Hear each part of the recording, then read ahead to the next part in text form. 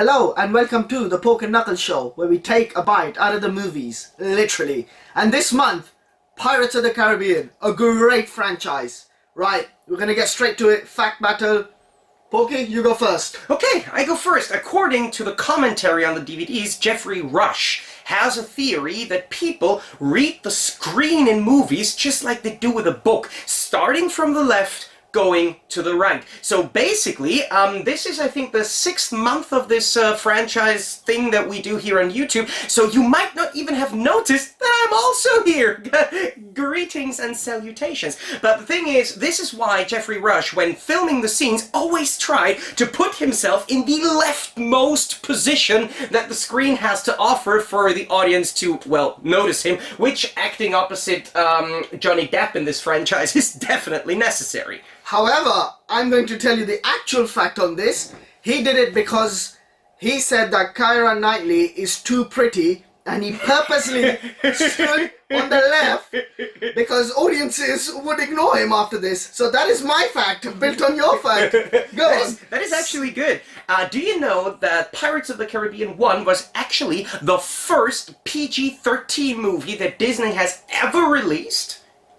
Ever. I mean, they even had R-rated films back in the 80s and 90s, but they released them under Touchstone Pictures or Hollywood Pictures or Buena Vista, which all belong to the same parent company, but this was actually the first PG-13 film with the Disney name and logo attached to it, and it was also the first Disney film to be rated at 12A or 12 by the BBFC in the UK, but speaking and building on the fact that I said I hate and despise Disney and everything they stand for, you have to say that some of these things have been accomplished by just censoring movies and cutting things out of movies, like Lilo and Stitch, for instance, which was censored in the UK. Tarzan was censored in Germany, and so on and so forth. Excellent. Alright, so if everybody remembers the scene of Barbossa introducing Jack the Monkey to Captain Jack Sparrow, the monkey smiled in a smug, cheekily manner. This was purely coincidental. Purely. Maybe monkeys could understand the script? Who knows? Pure coincidence. Well, given the quality of the script, I wouldn't be surprised, but do you actually know that for a movie that is based on water and pirates and ships, only 6 days of filming actually took place at sea? Wow. For the first movie. Only 6 Cool. days of film. This is mainly because shooting in water is highly difficult for film crews, and water usually causes delays for the waves and other things they cannot plan ahead. So many scenes were shot in studios inside large water tanks, but only 6 days of filming in the actual sea. Speaking of the first movie, Keira Knightley was 17 years old when she did the first movie, and her mother had to be present throughout the whole filming because she wasn't 18. I wonder what her mother said to the fact that she had to wear basically breast implants, because Keira Knightley herself said that she was so flat-chested that they had to do something about it, that people think there's actually anything there. This is nothing that I conjured up. This is what Keira Knightley said herself. But my next fact is actually that the majority of the set built for Pirates of the Caribbean was destroyed in a hurricane. So when they wanted to film in the same locations for Pirates 2 and 3, which were shot back to back, they had to rebuild mostly everything. Stranger Tides, when Cruz made the appearance, she was pregnant during the filming of the movie. And if you actually notice, they had to bring in her sister to do the long body shots. So Cruz was pregnant while filming Stranger Tides. Cool. But what do you know that when big companies ship out big films to the theaters for exhibition, they sometimes use fake titles so that even the exhibitors at the theater don't know what they're holding in their hands to avoid piracy and illegal preview screenings. So Pirates of the Caribbean 2 was shipped to cinemas under the title Rummy 2. Oh?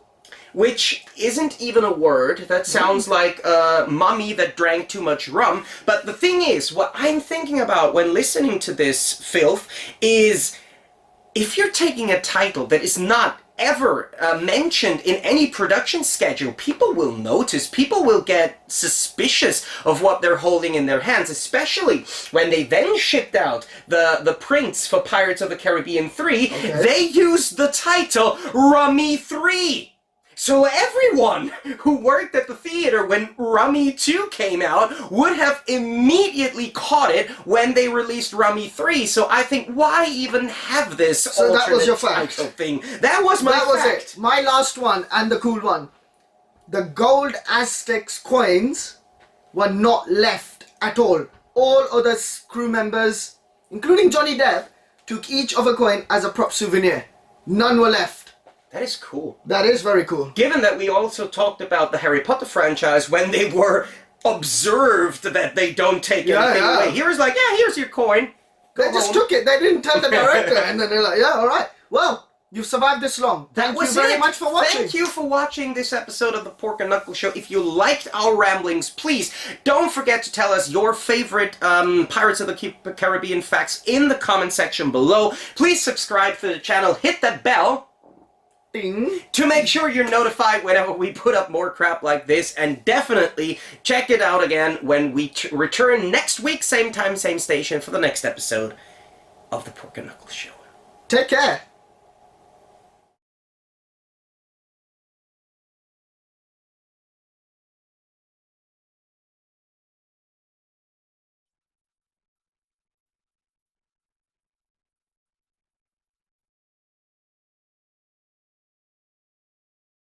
Hello and welcome to the Pork and Knuckles Show, where we take a bite out of the movies, literally. So this week, this month, we've been doing Pirates of the Caribbean, and the easiest dish on earth, really. And it's nutritious as well. Couscous with basically guacamole, beetroot and roasted pepper. He doesn't like olives, but I would put olives in. Easiest way to make couscous: put in 250 grams of couscous, put in 300 grams of water, boiling water, cover the lid, let the couscous cook in the water, let the water soak up. In the meantime, cut your vegetables. Once that is done, put the vegetables in, black pepper on top, squeeze some lime in, you have a great meal.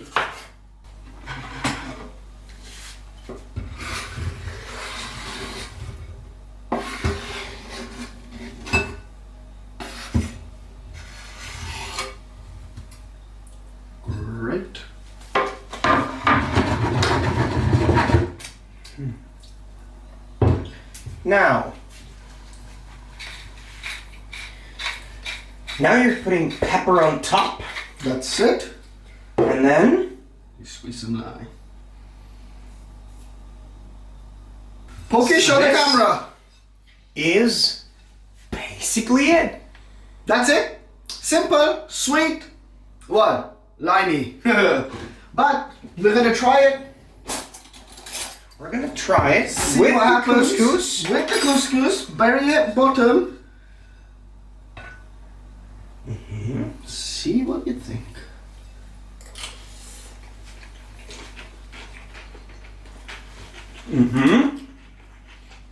Quick, easy. This mixer is great. And it's a great mix. Thank you for watching, guys. See you next week. Subscribe, like, try the recipe at home. Literally takes you 2 minutes. Leave a comment if you think it's good. Take care.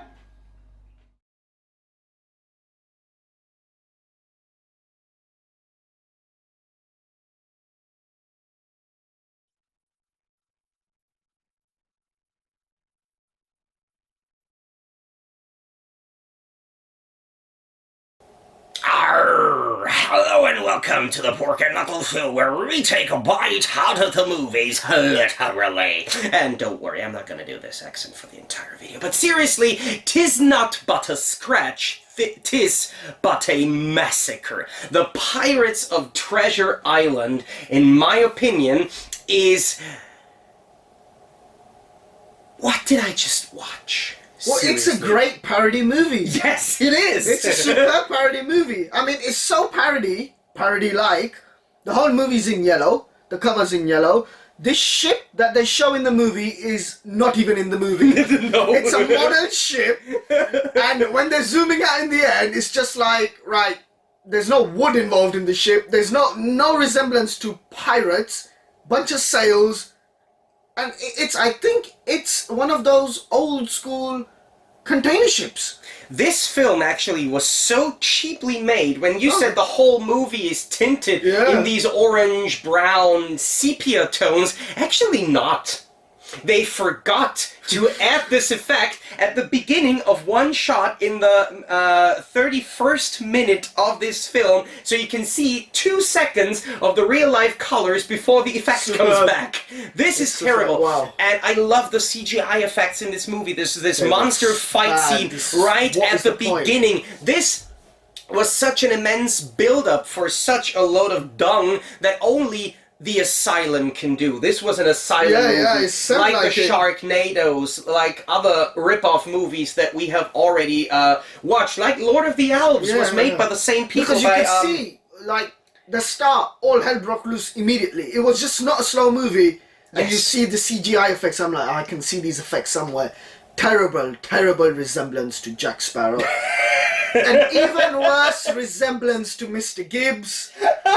Like, what's going on here? Was there even a Captain Barbossa there? I don't know. Like, it was very hard to put it together. Seriously, it's like people wearing these fake wigs from the dollar store, where you can even see their real hair coming from below.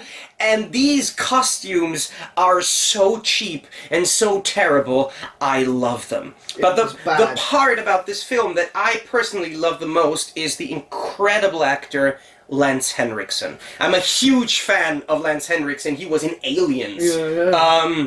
The robot Bishop, or Android, and he gave a performance in this film that you noticed. I mean, there is a rumor about Lance Henriksen that at the time he was big. Whenever he was filming something in a big studio, he would always go to the shooting rooms and warehouses next to it, see what they're filming there, and offering to appear in the movie just for a bottle of booze and a pack of cigarettes. Just for a quick cameo, just give me that and I will do a scene with you. And this was the way that he acted in this entire film. Just like, I'm quite sure that Lee Scott, the director, never used a second take. I don't even know that he knows what a second take is. They filmed it off a fly, really off a fly, just like, what's going on here? I mean, the most mundane scene in the movie is this bar chat. Oh my God, that was long. It did nothing. I can tell you what the point of this was. 82 minutes. Yeah, this that was needed to get 82 minutes of runtime. It was. But I love the fact, like, they had this old American flag with the lesser stars in a circle in the background. There was like, there is no reason for this being here. Just pointless nonsense. This actually the production quality looked like a bunch of college students on their weekend off, while completely drunk, just raided some kind of costume shop, sat together without a script, without anything, and said, let's make a movie. We'll just ramble about anything that we can conjure up, just like we're and doing then now. Try to edit this together to a movie. This is highly, highly entertaining. But it's funny. It is funny. As a parody movie, it's quite funny. Some points and some parts in this film I liked more than the actual Pirates franchise. Okay, we're going to end it on that note. Because we're not going into the discussion. That franchise was superb. This is not even comparable. Just because they pretend to show some pirates on a ship. It's just not happening. I actually also love the fact that they, of course, didn't have any ships, so they had to insert the ships via CGI. And sometimes you have the ships on the water is going like this, and the ship doesn't even move. This is awesome. This is how good it is. Watch it. Let us know what you think. Have we? Wait. Before we close this, have we talked about the guy with the glasses? Not the nostalgia critic, but that other guy. Fake glasses. My God. With eyes drawn onto them. Oh God, that was terrible. What was the point of those fake glasses? I don't quite understand. Crazy hair. This was actually the point where I thought, okay, this is going to be a parody, like The Ring Thing was a parody of the Lord of the Rings. But then they never take up on that concept. They never build off of it, of this actually being a parody that was intended for laughs. This is played straight and serious. And then they have things like this. This is amazing. Job done. Watch it. Watch this, and please watch us again next week when we return with another episode of the Pork and Knuckle Show. I hope that you liked this one. If you did, please subscribe to the channel. Hit that bell to make sure you're notified whenever we put up more crap like this. And definitely see you again next week, same time, same station. Have a great one. See you. Take care.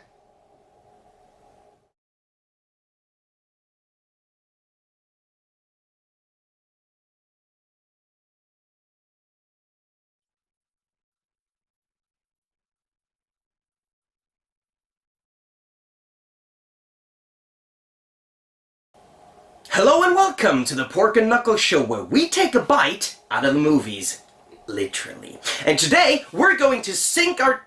Actually, the word sink is not the best to use in that connection. Hopefully nothing is going to sink when we talk about Pirates of the Caribbean. Definitely a franchise with a great Johnny Depp as Jack Sparrow. I think this makes the movie. This makes the movie. My favorite performance of Johnny Depp. I know things are not going well for him right now, but he's a very, very talented actor, and the role, he just nails it. Absolutely nails it.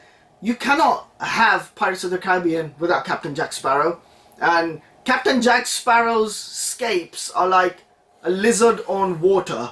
It's just such a brilliant way of acting, and it's building up to it. But I have noticed, as the movies have progressed, the quality has decreased. I did not like the fifth one because all of this CGI nonsense coming in. Man, the first four was superb. They didn't overkill it. Brilliant stuff. Before I catch up on this, you said Johnny Depp. I personally think Johnny Depp was the ideal cast for Jack Sparrow, but we have to go a bit into the production history and see who else was actually considered for the role. And at one point, they considered Robert De Niro for Jack Sparrow, but he turned down the role because he thought, no, pirates, this is not going to be a success at the box office, and then regretted this decision, and that was the reason why he took on the role in Stardust, which then tanked. But other actors that were considered for the role were Michael Keaton, Christopher Walken, and Jim Carrey. Well, this is it, isn't it? Imagine Jim Carrey in Captain Jack Sparrow. That would be weird. You know what? I would love weird. that. I could even another actor that was considered was Matthew McConaughey, and seeing some of his performances, I think he would be a much serious pirate. He would be a much serious pirate. He would be great. Johnny Depp is funny. He's a funny bone. That's it. And I think Johnny Depp is definitely the second best thing about the Pirates of the Caribbean franchise. Barbossa, Jeffrey Rush. I don't think you can have anyone else play the character. Yes, the character is superb. But you notice Orlando, his role of William Turner becomes more and more important as the movies progress. It's superb. It is so cool. Then he becomes Davy Jones in theory. So it's like, wow. I cannot wait for the sixth one. I hope they don't overkill it, because they will make money out of it. I think they will just kill it by not having Johnny Depp. But my actual favorite part of the entire Pirates of the Caribbean franchise is this incredible theme song. I think this is one of the best themes in film history, and the funny thing is that even doing research, I can't even really tell who wrote this theme song, because the music in the first one must be Hans Zimmer. is credited to Klaus Badelt, but he was mentored, and the entire musical arrangement process was really overseen by Hans Zimmer. And, really? Of course. Up to 15 different composers worked at the movie at some point, and it is hard to say who exactly contributed which part, but I think everyone who has at least a small involvement in this theme song is a genius, including a big shout out to the German DJ Scotty, who made an amazing house remix of this incredible tune. So this is actually... But you said you don't like the fifth one. No. Actually, I gotta say, The first one's the Black Pearl is the best one. First three, Can't mess with it. the first three were shot on 35mm film, which is something that I think you can see the more organic, more natural look of the films. The fourth one was the first one that was shot digitally in a very high resolution, but Disney made the big mistake, in my opinion, to say, okay, we have this 4 or 8K film material, but we're only gonna do the special effects. No, it was released in 3D, sorry, and the special effects were only made in 2D and then later converted into 3D, which I think is bollocks, because what's more important for a 3D exhibition than the great visual and digital special effects? And this is where they slacked. This is why I say I loved the look of the fifth one. I loved the exaggerated, oversaturated colors. I loved the harsh contrast. Even though I didn't watch this one in 3D actually, it felt like it was 3D. Yeah, my mother would call this a drama film. A bit like you. Like it deserved 3D. No. But yeah, apart maybe from the first 3D, scene with the but bank, no. but still, it has the great scene with the bank that I loved a lot. I mean, the first three are classic. The first one is so good. Unbelievable. I must emphasize the fact that the Black Pearl is superb. Yes, it's and a great the whole concept. Story between Jack and his love affair with the Black Pearl is just so cool. So cool. One more thing that needs mentioning when we talk about the third movie. Do you know that this movie is, when at the time it was made, it was the most expensive film ever produced, and the budget ran up to $300 million, which means that this film cost more than the entire Lord of the Rings trilogy. All three films combined, and I have to talk about one of my all-time favorite Asian actors who is in this film, the incredible Chow Yun-fat, who made in China they cut his part out. Yes! Yeah, in China they cut his part out. Which is actually interesting because I tease that I say I despise Disney and everything they stand for. So this comes down to a few reasons that I can explain with the Pirates of the Caribbean franchise, because Disney is just a money-making milk cow. They noticed in the first movie, okay, people like Johnny Depp, so they increase his part in all of these movies, giving you more screen time for the character that people love. But as soon as there are any troubles involved with the actor Johnny Depp, they just dump him. And this is something that you can see. This is a political. The political aspect of the movie-making things with Disney, you can see with movies like Mulan, where basically everyone was protesting against what happens in Hong Kong with China, and they just said, let's make movies with China because our movies make money there. Cling! Alright, we're getting political. They make getting political. But there is actually one more thing that I wanted to mention about this whole production process. For the first movie, the great, and an actress I really respect, Zoe Saldana, said that she did not enjoy making this film. She said all the actors were amazing. She loved working with everyone else, but the producers and the companies behind those, they didn't see actors, they didn't see people, they just saw numbers. So whenever you're not a Johnny Depp or a Gore Verbinski or a Jeffrey Rush, you're basically dirt. You're a jar of dirt. And this was how she felt that she was treated. And I think Zoe Saldana is a great, talented actress that rarely ever gets the recognition she truly deserves, and being treated like this is terrible. This is another fact and another thing why I say that the whole way of Disney making movies, even, do you know that basically all the Pirates of the Caribbean films are banned in China for their depiction of the afterlife, for ghosts, for cannibalism, and so on. But then Disney was actually the first major company to start trimming down the content for the Western released and planned movies in order to make them eligible for a China release, just because they see money there. So it's, for me, okay, great. This is turning into a rant about Disney. Is something where movies and movie-making intentions, artists' intentions, interfere with company politics, and this is something I cannot get behind, even though it were entertaining films. And maybe to end on a bit lighter note, even though the quality of the film certainly decreased, they were entertaining. Only one thing that I still have to criticize. These movies do not have any rights to be 160 minutes long.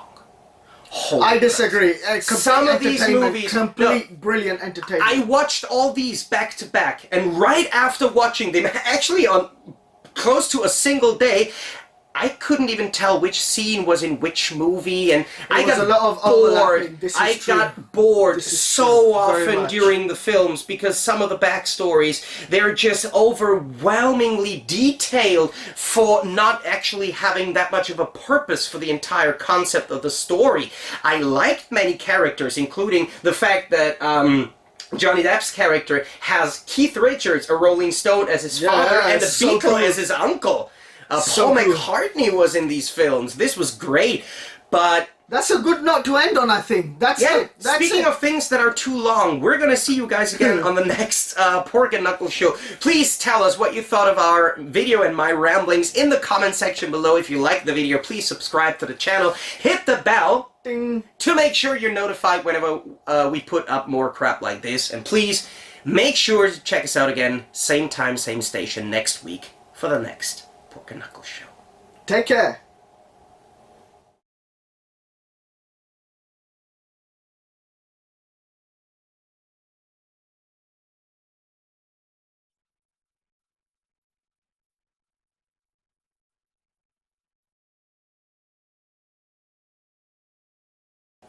Hello and welcome to the Pork and Knuckle Show, where we take a bite out of the movie, literally. And today, we're going to go on an adventure. We're gonna sail the high seas. We're gonna conquer the aliens, for whatever reason. But in the end, we're gonna decide which of these two franchises is actually better. Is it Pirates of the Caribbean, or is it Indiana Jones? It is Indiana Jones. Thank you so much for watching this video. Alright, thank you for watching. Take care.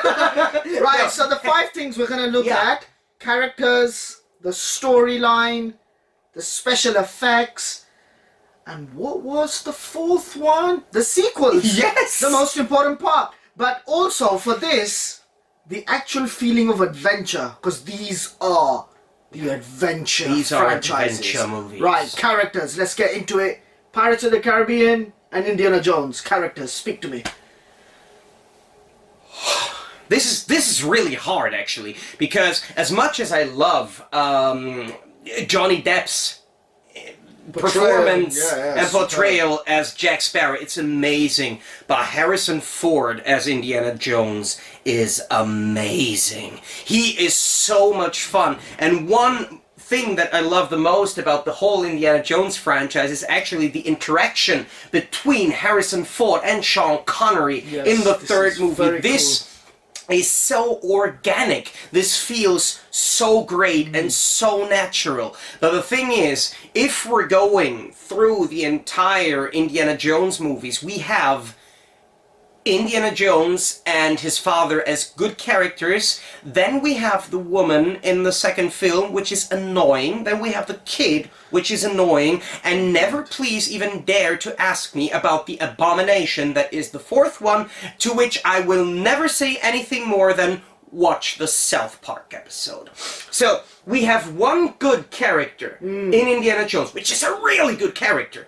But then when you go to Pirates of the Caribbean, you have Johnny Depp as an amazing actor. You have Jeffrey Rush. You have Orlando Bloom and Keira Knightley, who also deliver great performances. Even and Cruz put a good performance in. Great nuanced characters. And even in the later movies of the franchise, you have Chow Yun-fat with a great performance. You have Javier Bardem with a very good performance in the 5th one. You have Keith Richards. You have Paul McCartney. Even characters and actors who are only in the movie for very short amounts of time, but they still manage to get this impact and this character feeling. So characters, this is without a doubt, I think, Pirates of the Caribbean. I think we both agree. I think the fact that not just the main character or characters, but the side characters are so strong in the Pirates of the Caribbean. Mr. Gibbs is a great character. The pair are superb.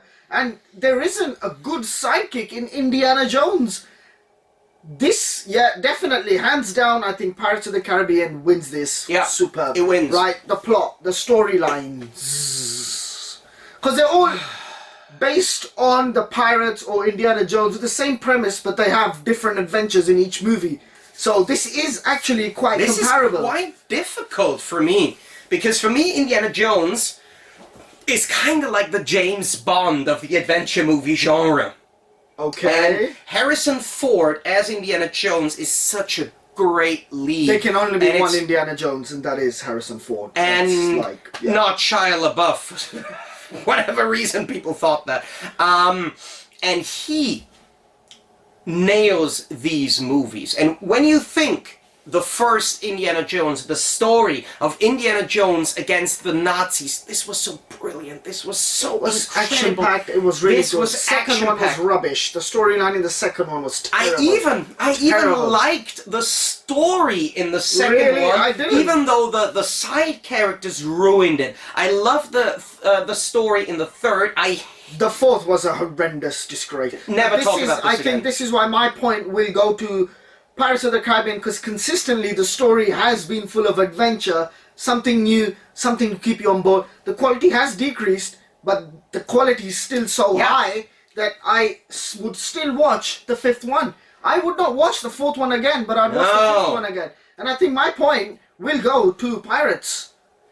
It's hard, because I said, when we talked about all the Pirates of the Caribbean films, I said, they're too long for me. I don't really enjoy.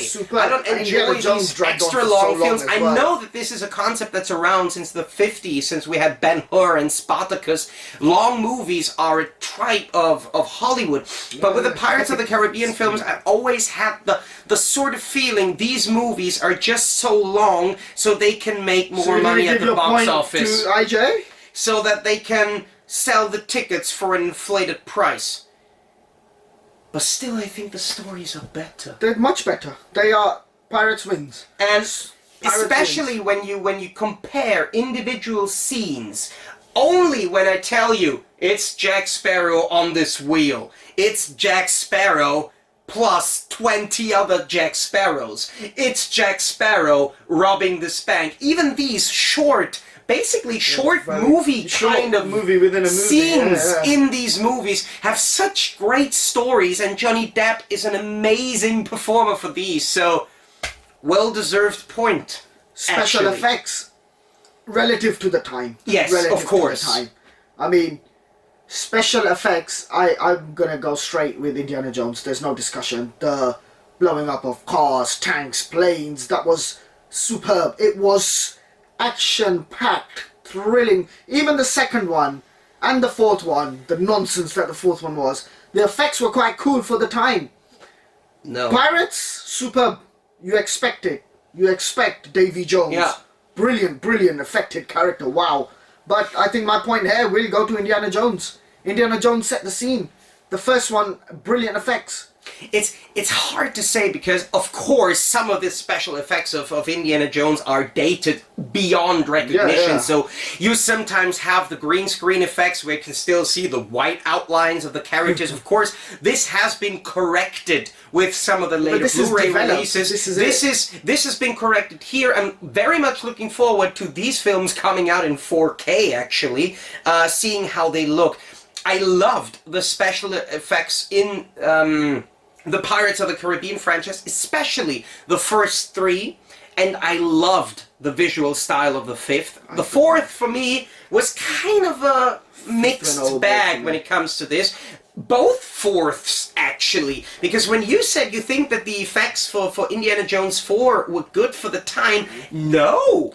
They were good. Actually, I thought that for whatever we have seen from digital special effects at that time, from movies such as Transformers or whatever, they were better. And for the budget, for the context, and for the talent they had behind this film, they should have been able to accomplish much more. The special effects, Pirates of the Caribbean, this ants thing was terrible. So I quite liked it. It's very hard for me to decide against Indiana Jones in this context, because I love so many scenes from these films. I love the long fighting scene on the bridge. I love the rolling boulder. I freaking love the melting. Which one Nazi has the better faces. special effects? Indiana Jones. Cool. Sequels. Right, this is actually important This because is hard. the last sequels of both of these franchises are terrible compared to their predecessors. But sequels, I think Indiana Jones improved. We gotta give credit to that. 1 was superb. 2nd was a disgrace. 3rd was very, very good. 4th was an abomination. But I think as Pirates of the Caribbean went on, 5th was not good. Entertainment value, you can watch it, superb. 5th was not as good. It was dragged on. 4th was, again, it's starting to drag on. 1, 2 and 3 were on a different level.